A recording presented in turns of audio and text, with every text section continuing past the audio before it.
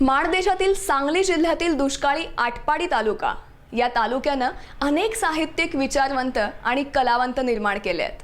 आटपाडी तालुक्यामध्ये जरी 5वीला पुजलेला दुष्काळ असला तरी येथे थोर साहित्यिकांचा मात्र पूर्वीपासूनच सुकाळ राहिला आहे।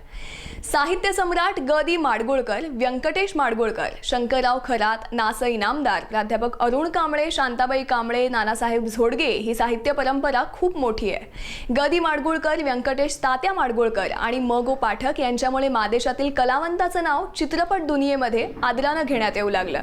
या चित्रपटाच्या दुनियेमध्ये सध्या आटपाडी तालुक्यामधील बरीचशी साहित्यिक आणि कलावंत मंडळी ग.दी. माडगुळकरांच्या पावलावर पाऊल ठेवून चित्रपट सृष्टीमध्ये आपली ओळख निर्माण करतायत।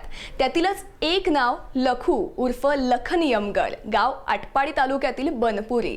याचे आई वडील ऊस तोडणी कामगार म्हणून काम करतात। स्वतः 10वीस नापास असताना या तरुणानं 90च्या वर मराठी गाणी लिहिली आहेत।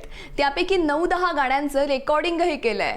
नाच शालू नाच हे गाणं सुमित कॅसेट कंपनीनं विकत घेतलं असून ते गाणं शांताबाई सारखंच महाराष्ट्रभर धुमाकूळ घालतंय।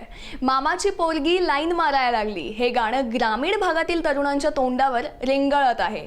या गाण्याचे चित्रीकरण चित्रपट क्षेत्रामध्ये काम करणाऱ्या आटपाडी तालुक्यातील ध्येयवेड्या तरुणांनी केलंय।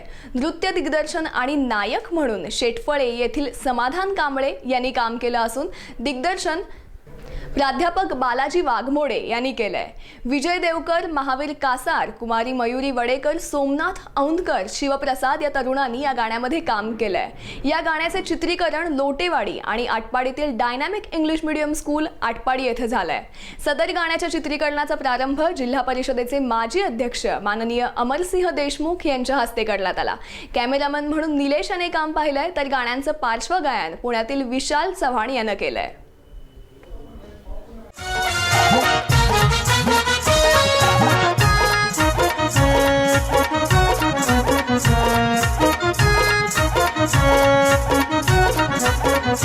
अहो अहो मामाची पोरगी माझ्यावरती, मामाची पोरगी माझ्यावरती लाईन मारायला लागली। तावा तावन मामा मामीला तोंडावर मी बोललो।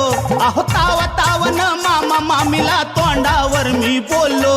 अहो बोललो हे कशाला घालताय पदरात माझ्या अशी ही चमक छल्लो।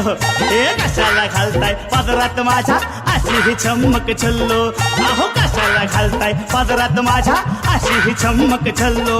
अहो कशाला घालताय पदरात माझ्या अशी ही चमक छल्लो।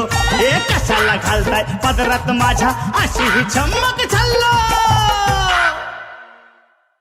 नाव लक्ष्मण मारुती यमगर, माझ्या आईचे नाव विमल मारुती यमगर, माझ्या वडिलांचे नाव मारुती बापू यमगर। सुरुवातीला